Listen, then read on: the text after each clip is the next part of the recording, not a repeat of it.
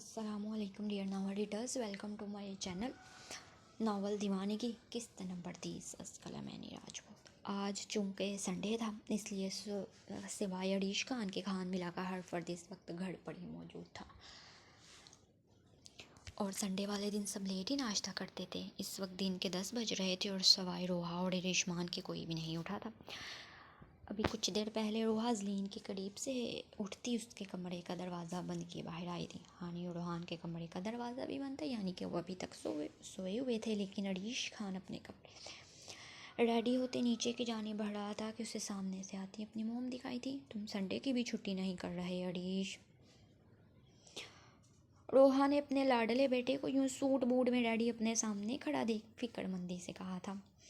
वो जानती थी कि उसके दिन रात हॉस्पिटल में ही गुजरते थे और कितने महीनों से उसने कोई छुट्टी भी नहीं की थी। यहाँ तक कि संडे को भी किसी न किसी वजह से उसे हॉस्पिटल जाना ही पड़ा था और आज भी वो 10 बजे बिल्कुल रेडी खड़ा था ताकि हॉस्पिटल जा सके। मामा, वो हमारे कोलीग डॉक्टर की शादी हुई है और हम सब डॉक्टर ने शादी के तोहफे में उसे पूरे 1 हफ्ते की छुट्टियाँ दी हैं कि हम उसके हिस्से की जिम्मेदारियाँ संभाल लेंगे। बस इसीलिए आज जाना पड़ रहा है, लेकिन मैं 5-6 बजे के करीब वापस आने की पूरी कोशिश करूँगा। अरीश खान ने अपनी कलाई में बंधी घड़ी को सीधा करते कहा कि रोहा मुंह बना कर रह गई थी।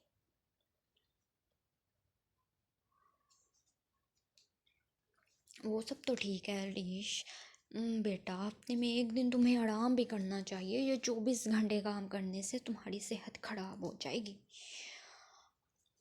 रोहा ने अरीश खान के कंधे पर हाथ रखे फिक्रमंदी से कहा था कि अरीश ने अगले ही पल अपनी मोम को हसाड़ में लिया था। अरे मामा, आप इतना परेशान क्यों हो रही हैं? मैं जल्द आने की कोशिश करूँगा और प्रॉमिस करता हूँ नेक्स्ट संडे मेरी छुट्टी है, मैं कहीं नहीं जाने वाला।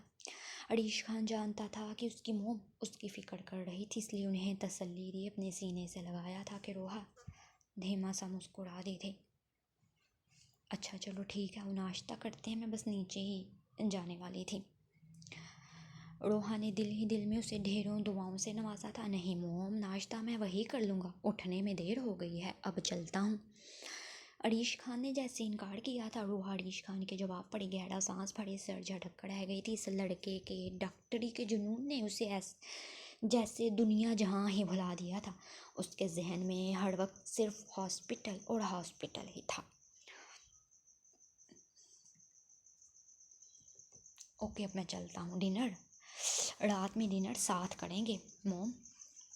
अरीश खान ने फिर अपनी मोम के माथे पर लपकते उन्हें खुदा हाफिज कहा था और फिर 2 ही कदम उठाए थे कि कुछ याद आने पर वापस मुड़कर अपनी मोम को देखा था। वो मोम, ज़लीन कैसी है? उसने कुछ बात तो नहीं की आपसे? अरीश खान जो उसे कल रात ही 2 दिन सोचने का टाइम देकर आया था, अब अपनी मोम से जैसे उसकी खबर ले रहा था कि कहीं अरीश की उस मासूमियत भरी धमकी के बारे में उसने अपनी मोम को शिकायत तो नहीं लगाई थी। अज़लीन तो ठीक है अरीश, लेकिन वो चुप चुप हो गई है, मुझसे भी ज़्यादा बात नहीं करती। रोहा ने कल रात ही महसूस किया कि जब से घर में उसके और अरीश के रिश्ते की बात चल रही थी वो बहुत खामोश हो गई थी, वरना हानी और रोहा के साथ वो अच्छी खासी बातें कर लिया करती थी।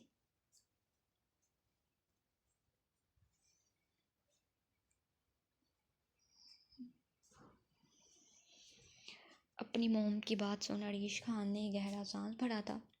वो जानता था ज़लीन की खामोशी के पीछे वजह क्या थी, लेकिन वो फ़िलहाल इस बात को इग्नोर कर गया था क्योंकि उसे ज़लीन को निकाह के लिए मनाना था। वरना अगर बात रोहा और हानी पर रहती तो ज़लीन ने इतनी जल्दी राज़ी नहीं होना था। इसलिए अरीश खान ने खुद इस मामले को संभालने का सोचा था।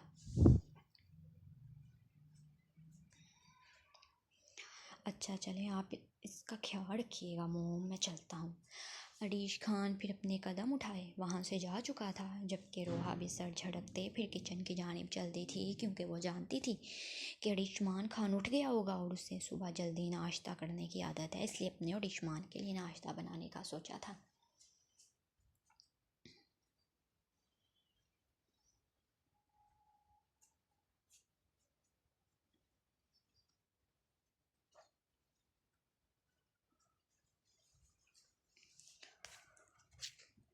हानि ने कसमसा कर करवट बदलना चाही तो खुद को रूहान खान के तंग हसार में पाया था, इसलिए उसके करीब से उठना चाहा था। क्या मुसीबत है, सो जाओ चुपचाप और मुझे भी सोने दो। रूहान खान को जैसे हानि की यह हरकत नागवार गुजरी थी, जिस पर उसने यूं ही उसके गर्दन में चेहरा छुपाए अपनी नींद से भर आई भारी आवाज़ में कहा था। उसकी आवाज़ में भारी और बोझलपन महसूस करते हानि को अंदाज़ा हो चुका था कि वो भी मज़ीद सोना चाहता है, लेकिन हानि अब उठना चाह रही थी, इसलिए अपने लबों को वाक़ई रूहान को मुखातिब किया था। वो मुझे नहीं सोना, मुझे जाना है।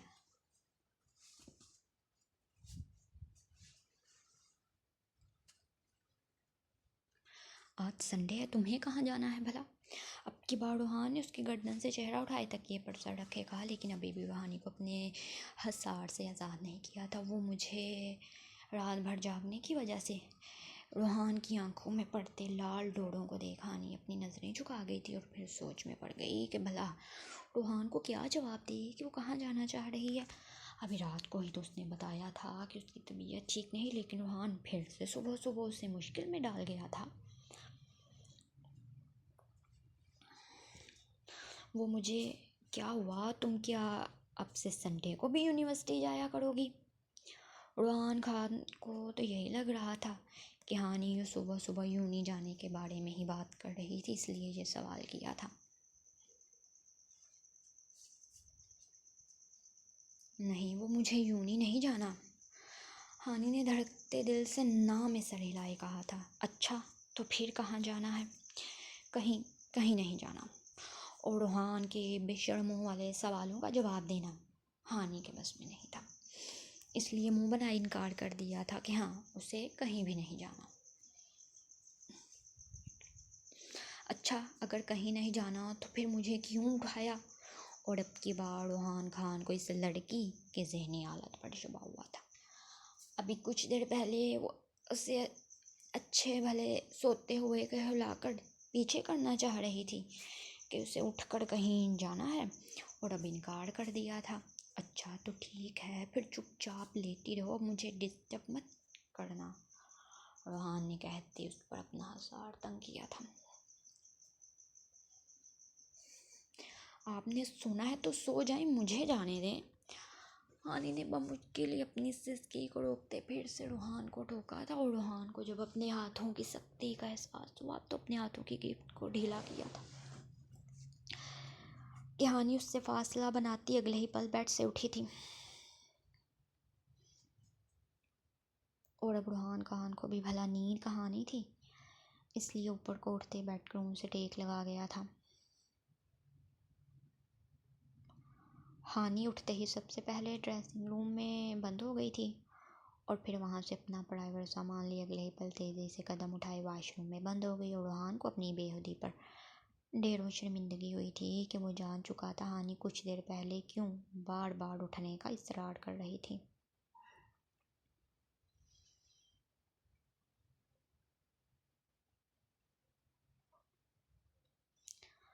कुछ ही देर में हानि धीरे से कदम उठाते वाशरूम का दरवाज़ा खोले बाहर आई तो रूहान को टेक लगाए खुद की तरफ देखता पाया, और फिर मज़ीद कंफ्यूज हुए अपनी नज़रें झुकाए छोटे छोटे कदम लेते कमरे के दरवाजे की जानिब बढ़ी थी ताकि अजलीन और अपनी मोम से जाकर मिल सके। किसकी इजाज़त से बाहर जा रही हो?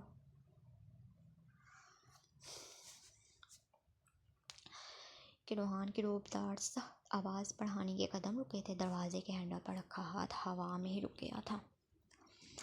वो भूख लग रही है तो इसीलिए नाश्ता करने जा रही हूँ, हानि ने झूठ का सहारा लिए जवाब दिया, वरना हकीकत तो ये थी कि रूहान की लो देती नज़रों से कंफ्यूज होती वो यहाँ से जाना चाह रही थी। यहाँ आओ, रूहान ने उसे इशारे से अपने करीब आने को कहा था। मैंने कहा यहाँ आओ मेरे पास। हानि को अपनी आवाज़ पर टस से मस न होते दे कदरे ऊंची आवाज़ में उसे पुकारा कि हानि बेसाख्ता ही अपनी जगह से उछली और फिर छोटे छोटे कदम उठाए बेड की जानिब चल दी थी। वो बेड से कुछ फासले पर जाकर खड़ी हुई तो रूहान ने अगले ही पल अपना बाजू लंबा किए उसे कलाई से खींच अपने ऊपर झुकाया था। तुम अब कमवाड़ी हो या फिर शादीशुदा? रूहान ने उसकी कलाई पर गिरफ्त मजबूत किए अजीब व गरीब से सवाल किया। कहानी ने बेसाख्ता ही थूकने लगा। बोलो, मेरी बात का जवाब दो। उसे अपने सवाल पर यूँ खामोशी इख्तियार करते देख रूहान ने फिर से अपना सवाल दोहराया। तो अब की बार हानी ने अपने खुश्क पड़ते लबों पर जुबान फेरते शादीशुदा कहा था। गुड, तुम्हें इतना तो याद है कि तुम शादीशुदा हो, तो फिर ये भी याद होगा कि शादीशुदा लड़कियां अपने शोहर का ख्याल रखती हैं, उसके कपड़ों से लेकर नाश्ते तक का। लेकिन नहीं, यहाँ तुम उठते ही अपना नाश्ता करने के लिए चल दी हो। रूहान खान ने तंजन कहा था कि हानी ने एक पल को नज़रें उठाए उसे देखा था। पहले मेरे कपड़े निकालो, फिर रूम से बाहर जाना। रूहान ने देखा कि हानी बस अबड़ो देने को थी। अब की बार लहजे को कुछ नरम किए उसे कहा, जिस पर हानी झट से हाँ में सड़ हिला गई थी कि रूहान खान ने उसे मज़ीद तंग ना करती उसकी कलाई को छोड़ दिया था और हानी एक गहरा सांस भरे ड्रेसिंग रूम की जानिब चल दी थी ताकि रूहान के कपड़े निकाल दे।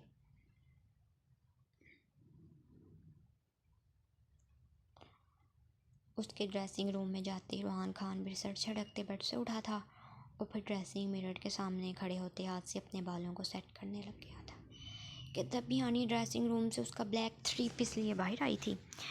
मैं क्या घर में 3 पीस पहनकर घूमूंगा? उसके हाथ में अपना ड्रेस को देख रूहान ने सर झटका था कि उसकी बात का मतलब समझते हानी को शर्मिंदगी हुई थी। हाँ, वो ये तो भूल ही गई थी कि आज संडे है और रूहान ऑफिस नहीं जाएगा। वो संडे को ज़्यादातर ट्राउज़र शर्ट ही पहनता था। वो मैं दूसरा ड्रेस लेकर आती हूँ, हानी कहती हुई वापस मुड़ी और फिर कुछ ही देर में उसका ट्राउज़र शर्ट लिए बाहर आई थी। रूहान ने उसके हाथ से ट्राउज़र शर्ट को लेते बेड पर रखा था। ध्यान कहाँ है तुम्हारा? किस बात से इतना नर्वस हो रही हो? रूहान ने जानते बूझते भी सवाल किया कि हानी अपनी नज़रें झुका गई। नहीं तो मैं नर्वस नहीं हो रही, वो मैं भूल गई थी कि आज संडे है। हानी ने थूक निकलते रूहान की बात का जवाब दिया। मेरे लिए नाश्ता रेडी करवाओ, मैं बस 5 मिनट में आ रहा हूँ। अब की बार वो चाहकर भी हानी को कुछ सख्त बोल नहीं पाया था जिससे हानी का दिल दुखे। जी, हानी ने बस इतना ही कहा। रेहान फिर अपने कपड़े लिए वॉशरूम में बंद हो गया जबकि हानी उसके जाते ही अपने दिल पर हाथ रखे गहरा सांस पड़ा जो रूहान की मौजूदगी की वजह से तेज़ी से धड़कता जैसे पसलियाँ तोड़कर बाहर आने का था और फिर उसके लिए नाश्ते का कहते नीचे की जानिब चलते। नावल दीवानगी किस्त नंबर 31 अज़कल हमैनी राजपूत। रूहान के कमरे का दरवाज़ा नॉक हुआ तो उसने लैपटॉप से नज़रें उठाई उस जानिब देखा था और फिर दरवाजे पर खड़े इस शख्स को देख रूहान के लबों पर मुस्कुराहट रेंगी थी। ये मैं कोई ख्वाब तो नहीं देख रहा? आप हमारे गरीब खाने पर कैसे जनाब? रूहान खान ने लैपटॉप पर चलती अपनी उंगलियों को रोकते ड्रामाई अंदाज में कहा। तो अरीश का सर झटकते अंदर दाखिल हुआ था। वो भी कुछ देर पहले ही हॉस्पिटल से वापस लौटा था। उसकी मोम और हानी तो जलीन के कमरे में बंद थी। अरिशमान खान अपनी किसी फ्रेंड से फ़ोन कॉल पर बात कर रहा था, इसलिए अरीश को रूहान का ख्याल आया तो उसके कमरे में ही आ गया कि उन्हें काफ़ी वक्त हो गया था वो यूँ साथ मिलकर नहीं बैठे थे। रूहान भैया, वो आज का रूटीन ही बहुत टफ हो चुका है, बस इसलिए टाइम ही नहीं मिलता। आज जल्दी आ गया तो सोचा आपके साथ कुछ देर बैठता हूँ, लेकिन अब बिज़ी लग रहे हैं। अरीश खान मुस्कुराते अंदर दाखिल हुआ और फिर ठंडिया बड़े सोफ़े पर बड़ा जुमान हो चुका था। अच्छा किया तुम यहीं आ गए और मैं कहीं बिजी नहीं, इतना भी ज़रूरी काम नहीं, बाद में देख लूँगा। तुम बताओ क्या चल रहा है आजकल?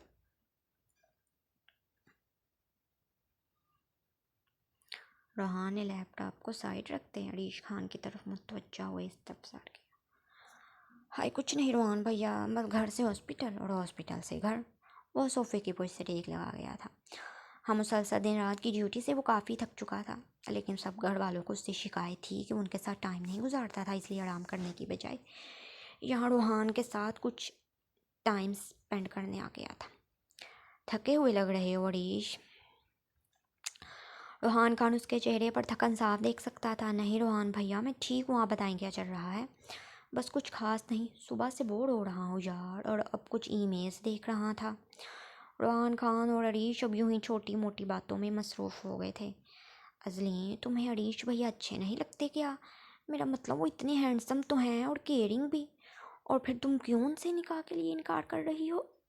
ये हानि थी जिसने मौका मिलते ही अजलीन से अरीश के बारे में बात की थी कि रोहा भी उनके करीब ही से उठते डिनर की तैयारी करवाने किचन की जानिब चल गई। आप भी मुझे उनसे निकाह नहीं करना। अजलीन ने फिर से इनकार किया था कि हानि गहरा सांस भरकर रह गई थी। वही तो मैं पूछ रही हूँ अजलीन कि तुम्हें क्यों नहीं निकाह करना अरीश से, मेरा मतलब कि आखिर क्या कमी है उनमें।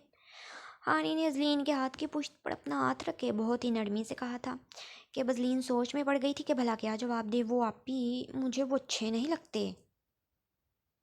अजलीन ने आखिर जवाब ही दिया था और उसकी बात को सुन हानि को गोया सदमा हुआ। तुम्हें अरीश पसंद नहीं, इसका मैं क्या मतलब समझूं अजलीन। हानि को हैरत हुई थी, वो उसके इतने अच्छे भले हैंडसम भाई को रिजेक्ट कर रही थी, वो भी यह कह कर कि उसे वो पसंद नहीं। वो मुझे मुझे बहुत डांटते हैं और आप भी रोज़ इंजेक्शन भी लगाते हैं। अजलीन ने यूं होंठ मरोड़े कहा जैसे खुदा न खास्ता कौन सी बुराइयां थी अरीश में जो अजलीन उसे रिजेक्ट कर रही थी। अजलीन यार, तुम बहुत इनोसेंट हो और मुझे तुम जैसी इनोसेंट भाभी ही चाहिए थी। हानि को जहाँ उसकी बात सुन हैरानगी हुई थी वहीं अजलीन पर जी भरकर प्यार भी आया था, जिस पर वो उसका गाल खींच गई थी। जबकि हानि के मुंह से भाभी लफ्ज़ सुन अजलीन के गाल बेसाख्ता ही दहक गए थे, जिसे हानि ने भी महसूस किया था।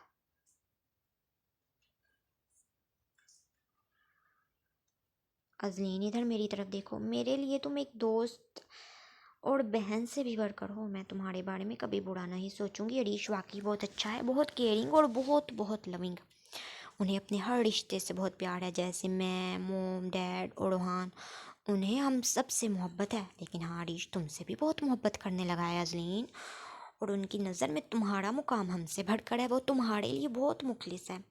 और अजलीन, और मैं ये सब इसलिए नहीं कह रही कि वो मेरा भाई है, बस कि इसलिए कह रही हूँ कि तुम एक मुखलिस शख्स को झुठलाओ नहीं। मुझे जितना अरीश अजीज़ है उतनी ही तुम भी हो अजलीन, इसलिए एक बहन होने के नाते तुम्हें मशवरा दे रही हूँ कि इस निकाह के लिए हाँ कर दो। हाँ, हानि बहुत नरमी से अजलीन के हाथ को सहलाते उसे समझा रही थी कि अजलीन बस अपनी नज़रें झुकाए सामने बैठी थी। पहले क्या कम एहसान थे उन सब के जो वो मज़ीद एहसान के बोझ तले दब जाती। मैं तुमसे कोई ज़बरदस्ती नहीं कर रही अजलीन, बस मेरे दिल में ये बातें चल रही थी, इसलिए तुम्हारे साथ कर लिया। आखिरी फैसला तुम्हारा ही होगा। उसे यूँ खामोशी से नज़रें झुकाए बैठा देखा हानि ने गहरा सांस बड़े कहा तो अजलीन के दिल को कुछ हुआ था। वो नहीं चाहती थी उसकी वजह से हानि। तुम जानती हो अजलीन, अरीश मुझसे छोटा है, लेकिन मैं उससे ज़्यादातर अरीश भैया कहकर पुकारती हूँ। और मेरा बहुत मन है कि मैं अरीश की बीवी को उसके नाम से नहीं बल्कि भाभी कहकर पुकारूँ, और मैं सिर्फ तुम्हें ही भाभी कहकर पुकारना चाहती हूँ अजलीन। मैं चाहती हूँ कि तुम मेरी भाभी बनो, लेकिन खैर ये मेरी ख्वाहिश है, बाकी जो तुम्हारी मर्ज़ी हुई हम सब मान लेंगे। अच्छा तुम बैठो, मैं बस अभी मोम को कॉफ़ी बनाने का कह कर आती हूँ। हानि ने बड़े आस भरे लहजे में उससे अपने दिल की बात की थी और फिर गहरा सांस भरे उसका गाल थपथपाए उठी थी। वो अजलीन को वक्त देना चाहती थी कि वो इस बारे में अच्छे से सोच ले। हानि के कमरे से बाहर जाते ही अजलीन ने अपने झुके हुए सर को उठाया था और फिर अपनी भीगी आंखों को साफ करते गहरा सांस भरा के एक अजीब सी कश्मकश में फंस गई थी। दिलो दिमाग में जंग चल रही थी। दिल अरीश के बारे में सोचना चाहता था, लेकिन दिमाग उसके आड़े आ जाता था कि कहीं नहीं उन दोनों के दरमियान रिश्ता नहीं बन सकता। वो खुद को इस काबिल ही नहीं समझती थी। अजलीन कोई नहीं सोचो में गुम छोड़ हानि जा चुकी थी। हानि, वो दुपट्टा ठीक से लिया करो।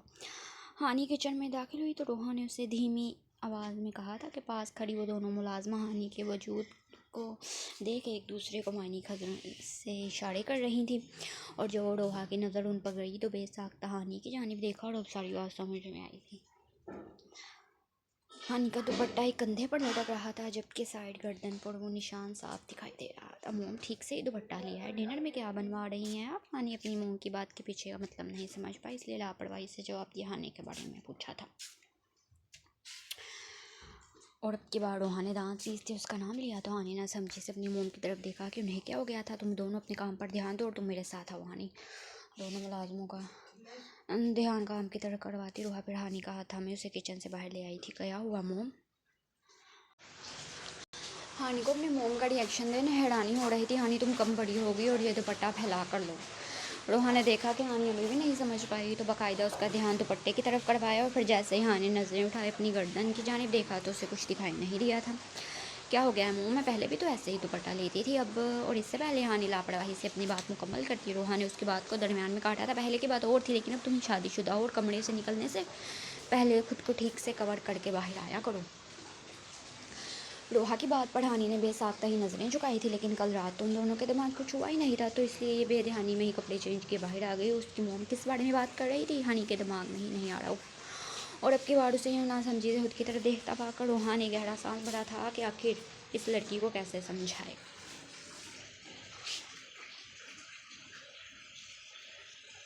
इधर आओ। रोहा ने उसका हाथ थामे, फिर लॉन्च की दीवार पर लगे छोटे से मिरर के सामने हानि को खड़ा किया था।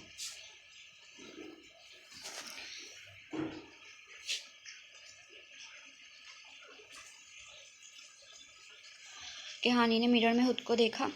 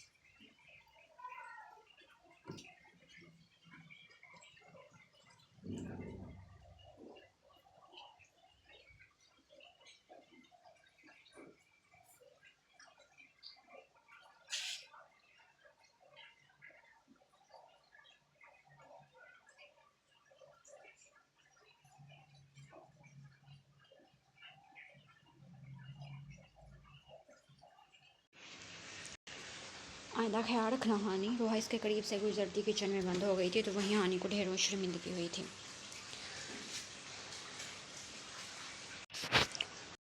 अगली सुबह का आगाज़ हुआ तो अरीश खान हॉस्पिटल के लिए निकल चुका था। आयुष्मान खान ड्राइवर के साथ ऑफिस, जबकि रूहान खान हानि को लिए उसकी यूनिवर्सिटी के लिए चल दिया। कल दूसरी रात थी जो रूहान ने इन गाड़ों पर लोड कर गुजारी, तो अब गाड़ी में यूँ बेहबडी से बैठा था जैसे वो हानि को जानता था कि वापसी पर मैं तुम्हें खुद पिक करने आऊँगा। गाड़ी हानि की यूनिवर्सिटी के सामने रोकते रोहान खान ने तल्ख लहजे में कहा था, इस आशिर को हानि को देखना याद किया। रूहान का ज़रा भी दिल नहीं था कि वो उसे यूँ नहीं भेजे, लेकिन अब 1 से 2 वीक उसका यूनी आना ज़रूरी था, इसलिए उसे खुद ही पिक एंड ड्रॉप करने का सोचा। रूहान की बात पर हानि ने हमेशा हिला इंदर की जानी बढ़ी थी कि आशिर को उसकी बात से परेशान था कि आखिर वो लड़का उस पर इतना हक क्यों जता रहा था। हानि के इंतज़ार में यूनी के गेट पर चक्कर काट रहा था। उसने जो ही हानि को अंदर आते देखा तो उसके करीब आया था। वो जल्द से जल्द बस हानि को प्रपोज कर देना चाहता था, ये बजाने के बिना कि वो पहले से ही किसी की बीवी थी। हानि, मैं तुम्हारा ही वेट कर रहा था, वो मुझे तुमसे कुछ बात करनी है। यूँ अचानक ही आशिर को अपने सामने देखा हानि हड़बड़ाई थी और फिर अपनी नज़रें उठाई उसे देखा, जैसे कहना चाह रही हो कि बोलो क्या बात करनी है तुमने। आई लव यू हानि, मैं तुमसे शादी। और उसके चपड़े पर पड़ने वाले मुक्के पर उसके बाकी के अल्फाज मुँह में रह गए कि रूहान ने उसे वहाँ से झंझोड़ कर अपने सामने किया था। क्या बकवास की है तुमने। रूहान के भारी हाथ का मुक्का एक बार फिर से उसके चेहरे को लाल कर गया। हानि की यूनी में इंटर होते ही रूहान ने जैसे ही गाड़ी रिवर्स करना चाहिए कि उससे डैशबोर्ड पर हानि का मोबाइल नज़र आया था। ये लड़के भी ना, पता नहीं ये लापरवाही कब छोड़ेगी। रूहान ने सर चटके डैशबोर्ड से मोबाइल उठाया, फिर गाड़ी का दरवाज़ा खोले बाहर आया कि हानि को मोबाइल देकर कि अगर उसके पास मोबाइल नहीं होगा तो वो वापसी पर उसे कॉल या मैसेज कैसे करेगा, और फिर तभी वो उसे पिक करने आएगा। इसलिए हानि को मोबाइल देना ज़रूरी समझा था। रूहान ने गेट पर आते ही गेट को गार्ड को मोबाइल हानि के हवाले करने का कहा ही था कि उसे हानि के करीब फिर से वो लड़का दिखाई दिया। उसके चेहरे के तासुरात सर्द हुए और फिर इसी पल बंदर की जानी बढ़ा, लेकिन आशिर के मुंह से हानि के लिए ज़ाड़े मोहब्बत उन वजह से पागल होने को था, इसलिए बिना इर्द गिर्द की परवाह किए आगे बढ़ाई उसे मारना शुरू कर गया था। और वहीं हानि जो भी आशिर के मुंह से निकलने वाले अल्फाज को प्रोसेस करती, इससे पहले यूँ रूहान को आशिर को बुरी तरह झपटते देखना वो एक ज़ोरदार चीख मारते बेसाख्ते ही पीछे हुई थी। रूहान की तरफ से पड़ने वाले भारी मुक्कों पर आशिर ने बमुश्किल ही अपना आप संभाले उस शख्स को देखा था। ये वही शख्स था जिसने रेस्टोरेंट के पार्किंग में बड़े हक से हानि का हाथ थामा था। बोल, तेरी हिम्मत कैसे हुई हानि से ये सब बोलने की? रूहान एक बार फिर से उसके गिरेबान को झंझोड़ा कि अब की बार आशिर ने बमुश्किल ही अपनी जुबान खोली थी। देखो, हम आराम से बात करते हैं। मैं हानि से शादी, और ये फिर से रूहान का हाथ उठाता। वो मेरी बीवी है डैमिट, वो मेरी हानि है। रूहान के खून में उबाल उठने लग गए थे। वो कैसे ढिठाई से उसके सामने उसकी बीवी का नाम लिया उससे शादी का इजहार कर रहा था। और अब के बाद इस वार्ड पर हाशिर फ्लोर पर जा गिरा था कि वो 22 साल का दुबला सा लड़का था, वहीं रूहान खान 6 फुट का हट्टा कट्टा नौजवान। हाशिर उससे मुकाबला ही नहीं कर पा रहा। और फिर दूसरी बात, वो जो रूहान को उसका कज़न समझ रहा था, उसे यूं हानि को अपनी बीवी कहते देख उसकी रही सही हिम्मत भी खत्म हो गई थी। उसने बेयकीनी से कुछ फासले पर खड़ी हानि को देखा था। झूठ है ये, तुम सिर्फ इसके कज़न हो। हाशिर की बात पर रूहान का हाथ हवा में ही रुक गया था। उसने अपनी जख्मी निगाहें उठाई, कुछ ही दूर खड़ी चेहरे पर हाथ रखे सिसकती हुई हानि को देखा था। आसपास सारे स्टूडेंट्स से जमा हो चुके थे और फिर गेट पर खड़े गार्ड तक खबर गई तो दोनों सिक्योरिटी गार्ड ने अंदर आए रूहान को आशिर से दूर किया था। रूहान ने अपनी पूरी कुव्वत लगाई, दोनों गार्ड्स को पीछे को झटका और फिर आगे बढ़े। ज़मीन पर निढाल से पड़े उस आशिर पर झुका था। बीवी है वो मेरी, और अगर उसकी तरफ आंख उठाकर भी देखा तो तेरी आंखें नोच लूँगा। रूहान ने उसके पहले से जख्मी चेहरे पर एक बार फिर से वार किया और फिर उसके ऊपर से उठते हानि की तरफ बढ़ा था। उसे यूँ लाल अंगाड़ा आंखें लिए अपनी कड़ी बातें देख हानि को इस वक्त रूहान से खौफ महसूस हो रहा था।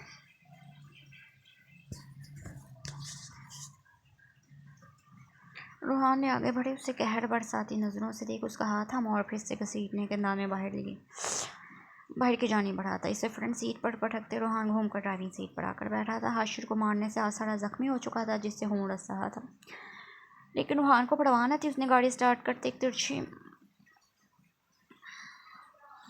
नज़र हानि पर डाली जो सिसकियाँ भरे रो रही थी। उसे समझ नहीं आ रहा था आखिर ये सब हो क्या गया था। हाशिर का उसका रास्ता रोककर इज़हार मोहब्बत करना और फिर रूहान का वहाँ जाना, वो मारपीट। हानि अभी तक शौक में थी।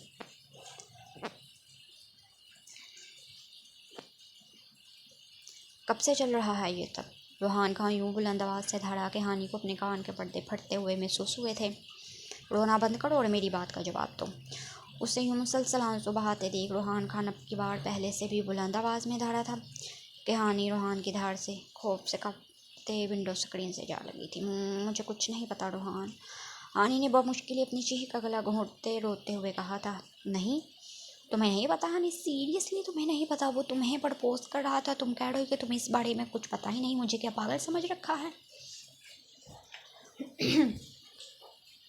रूहान खान का दिमाग जैसे भटने को था। वो लड़का उसे शादी के लिए प्रपोज कर रहा था, और कैसे हो सकता था? एक लड़की होकर हानि को उसके इन इरादों का पता ही ना हो, उसे ये मालूम ही ना हो कि वो आशिर से किन नज़रों से देखता और उसके दिल में क्या चल रहा था।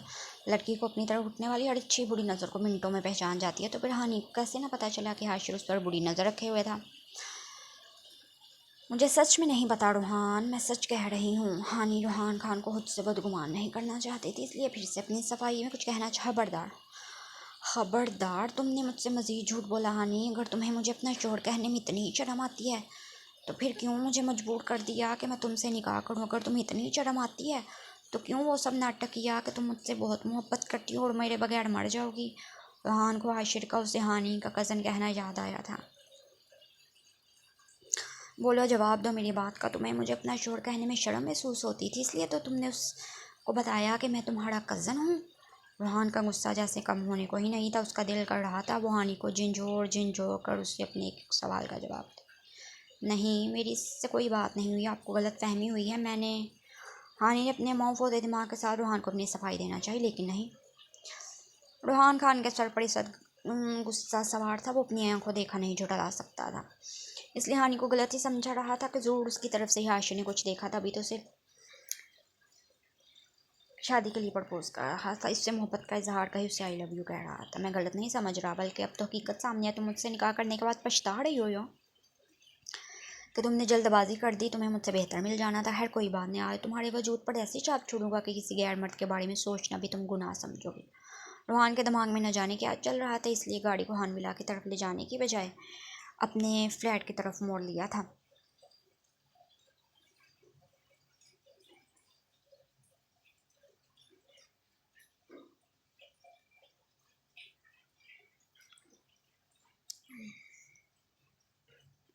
बस अब ये रोना ख़त्म करो।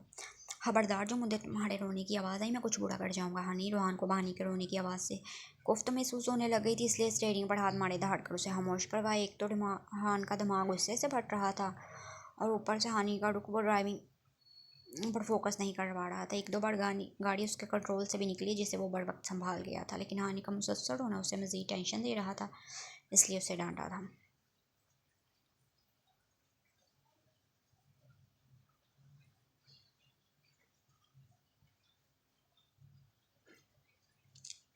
हम यहाँ क्यों आए हैं? मुझे घर जाना है।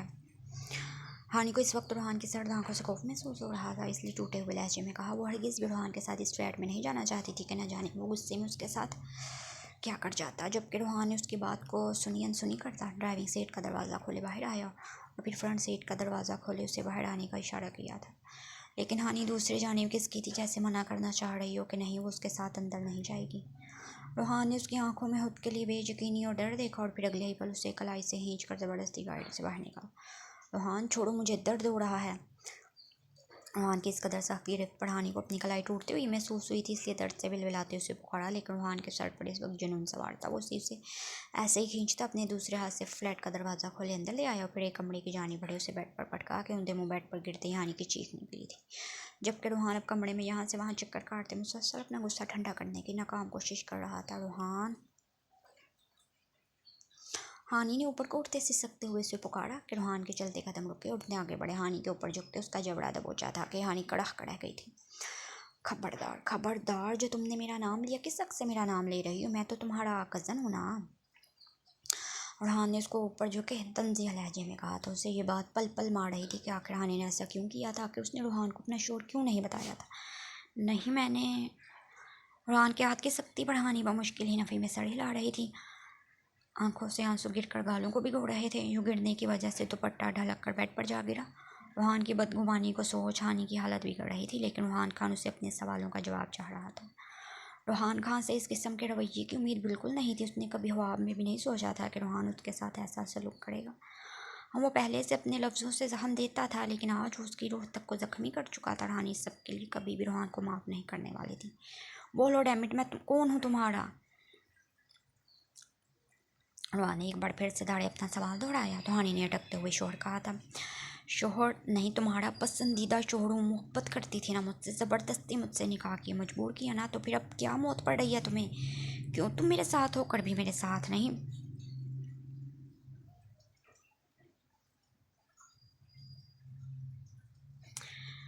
ये हानि और रूहान अभी तक यूनिवर्सिटी से क्यों नहीं आए? रूहा इस वक्त लाउंज में ज़लीन के साथ बैठी थी। जब ज़लीन के बार बार हानि के बारे में पूछने पर अब की बार रूहा भी परेशान हुई थी।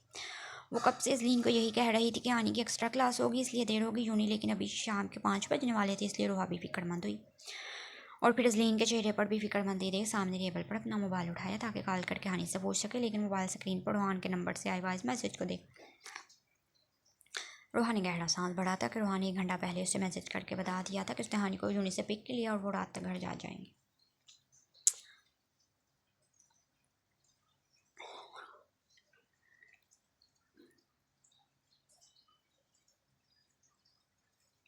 और यूँ 2 से 3 और 3 से 4 घंटे हो चुके थे।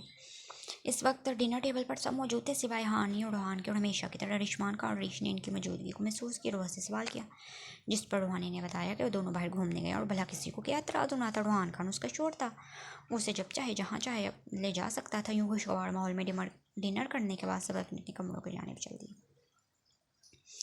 रूहा, कॉफ़ी लेकर मेरे रूम में आए।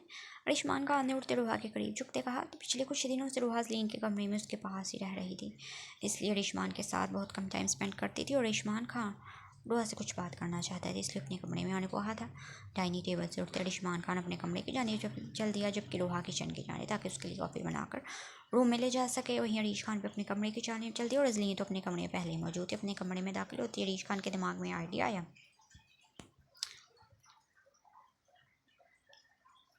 जिस पर अमल दरामद करने के लिए वो अगले ही पल उल्टे कदमों से वापस आता ज़लीन के कमरे का दरवाज़ा नॉक कर गया था। 1 से 2 बार दरवाज़ा नॉक करने के बाद ने हल्का सा दरवाज़ा खोला तो सामने बेड पर विराजमान थी। अरे ये क्या, तुमने अभी तक अपनी पैकिंग स्टार्ट नहीं की? अंदर आते अरीश ने अपने दोनों हाथ सीने पर बांधे। अजलीन के दुपट्टे में लिपटे उस वजूद को देख बड़ी हैरानगी से कहा था, जबकि अजलीन उसकी पैकिंग वाली बात सुन खुद भी हैरान हुई थी। आखिर कौन सी पैकिंग करनी थी उसे भला।